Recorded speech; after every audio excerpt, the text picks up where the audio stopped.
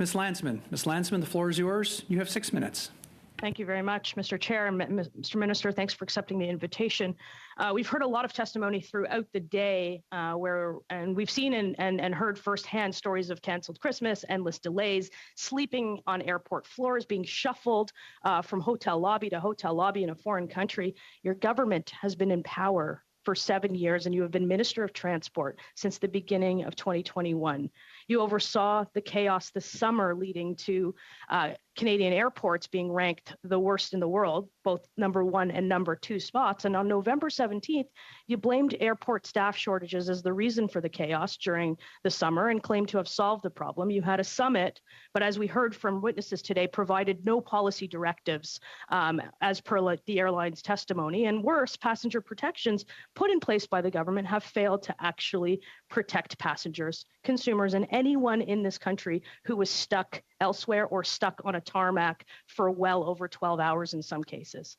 And a Canadian that flies British Airways to the UK is better protected than one who flies WestJet to the UK. And that remains a fact under these passenger protections. So, Minister, you yourself are responsible and have the tools to fix it. The question is why you waited so long, why you waited from the first time you heard about Sunwing, presumably when the rest of the country did on December 19th, why you waited till January 5th, and why you haven't spoken to the airports, as we heard, while Canadians were stranded again on tarmacs for 12 hours, in some cases in Vancouver. So I have a few questions. The Canada Transportation Acts permits Cabinet, on your recommendation, orders to stabilize the national transportation system in an event of extraordinary disruption. Now, we all agree that the Sunwing situation was an extraordinary disruption, and you didn't recommend to Cabinet to make an order under Section 47 in connection with Sunwing. So I ask, why not? And what was more important? What had you preoccupied? And I want to welcome back Ms. Lantsman to this committee.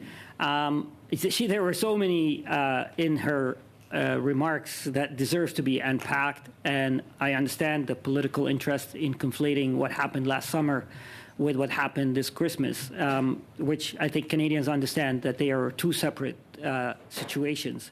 Having said that, our government and I personally have been very proactive since the summer. She talked about the summit that I held, which was not the only thing that was done from the summer till now.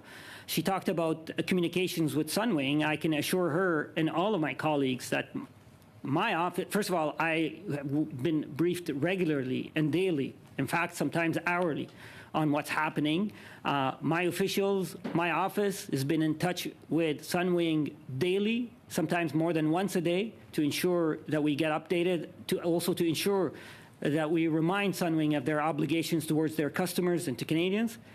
And Mr. Chair, we've been working, when I was here just December 5th, just over a month ago, committee members were asking me, what lessons have we learned from the summer? And I was glad to share about our work plan. And I did talk about the plan to improve our passenger Bill of Rights. I talked about the plan to modernize security screening. I talked about our plan to improve the authorities that airports have. And I talked about improving the authorities and the tools that the Canadian Transportation Agency needs. This is ongoing work. This is extremely serious. We've been proactive.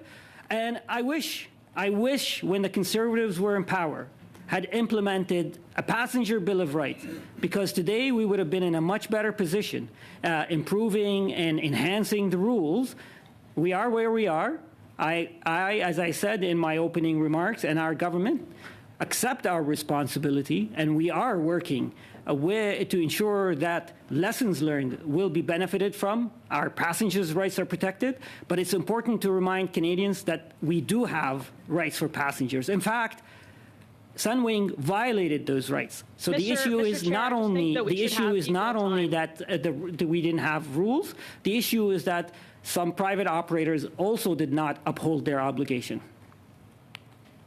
Minister, I appreciate the answer, and I think we should have equal time to ask and answer. Since you didn't use the section that would allow for orders to stabilize the network, there's another section in the Act, it's number 49, that gives you the power to direct the Canadian Transport Agency, that's the agency that we'll hear from, that's 33,000 claims backlog, that is responsible for some of these passenger protections to which passengers weren't protected in this country, to conduct an inquiry into any matter related to the federal network. So a few more questions. Did you direct the CTA to conduct an inquiry into Sunwing, the flight delays, the cancellations, the tarmac delays, and if not, why not?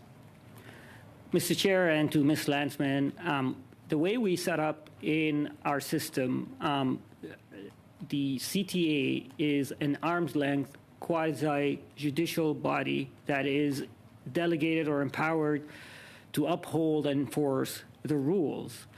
The reason why we set it up that way is to avoid the appearance of political interference in investigation, in fining, in holding parties responsible accountable.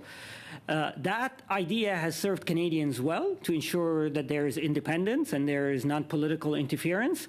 Having said all of that, I have been working with the chair of the CTA, with the Canadian Transportation Agency, since my appointment as a minister, but particularly since the summer. I made it clear that I expect the rules to be upheld, that I expect that the CTA identifies ways to improve the efficiency of managing their backlog. And I also am committed to working with the CTA to provide them with the resources that they need and to help improve the efficiency of processing their complaints. Thank you very much, Minister, and thank you very much, Ms. Lantsman. Next, we have Mr. Sorbera. Mr. Sorbera.